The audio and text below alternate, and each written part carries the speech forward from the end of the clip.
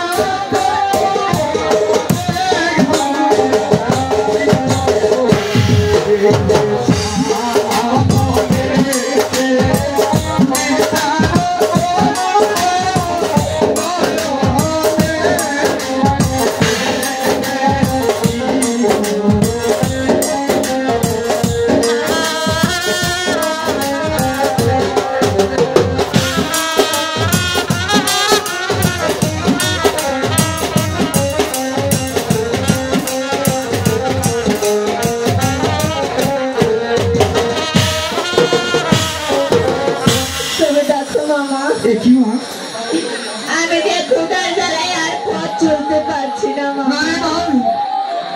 এই বন জঙ্গলের মাঝে এই সামান্য হলেই বন পাবি, আর তুই ক্ষুধার কথা এখন মাঝ পথে বলছিস আমি কিছুতেই খাবারই দিতে পারবো না রে মা। এত বড় বন জঙ্গলে কোথাও কোনো বাড়ি ঘর কোনো প্রচুর খোঁজ করে নেই, কোনো ফল ফলন্তের গাছ নেই, আমি কোথা থেকে তোকে খাবারই দিব রে মা। তবে দেখো মা, তুমি যদি আমাকে খাবার না এনে দাও তাহলে তাহলে যে আমি এখানে মারা যাবো।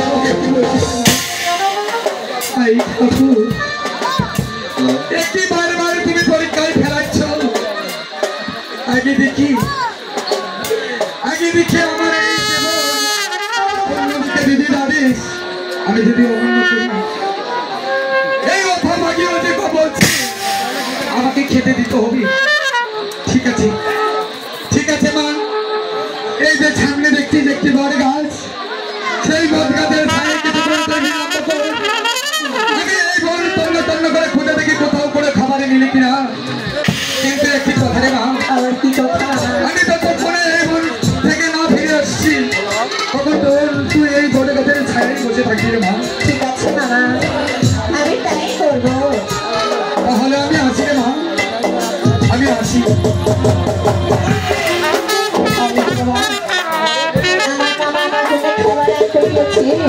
তবে আমি কি করবো? আমি এখানে যে চুক্তি করে বসে থাকবো।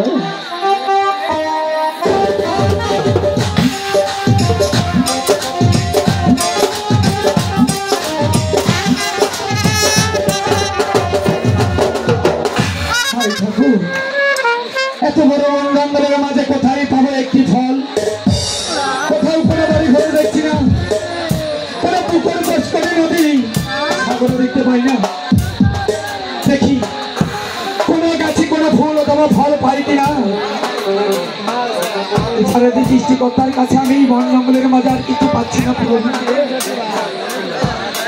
ঠাকুর তুমি যা রেখেছো আমার এই কপালে আয়ু হবে। আলম ভাই ও কি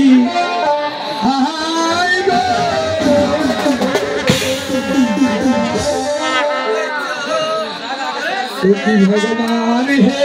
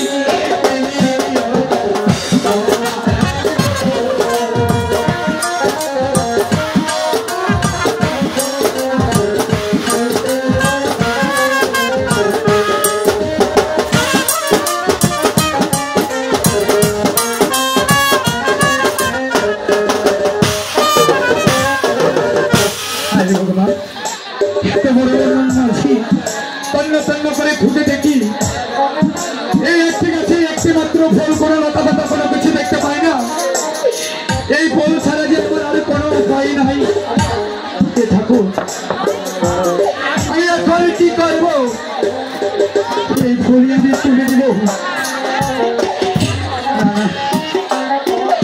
একটি ফুল আর করে কখনো কোনো একটি জীবের আহার হতে পারে না। ঠাকুরপো, তুমি আমার সহায় থেকো, তুমি আমার সহায় থেকো।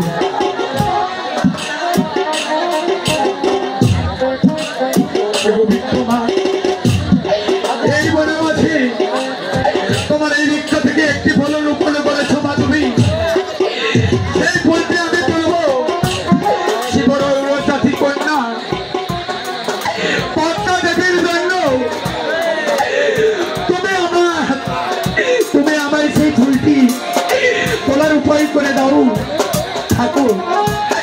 আমি যে এই ফুলটি হাতে পাচ্ছি না ঠাকুর, তুমি আমাকে একটি উপায় দাও। না না, আমি এই ফুল যেখানে হোক তুলতেই হবে, ততটাই এই বৃক্ষের কাছে কাটা হোক না কেন, আমি এই ফুল তুলব।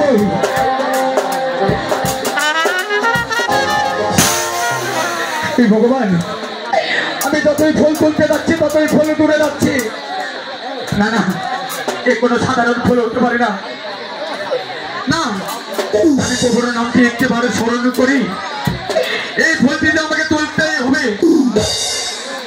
ওম নমঃ শিবায়, ওম নমঃ শিবায়, ওম নমঃ শিবায়।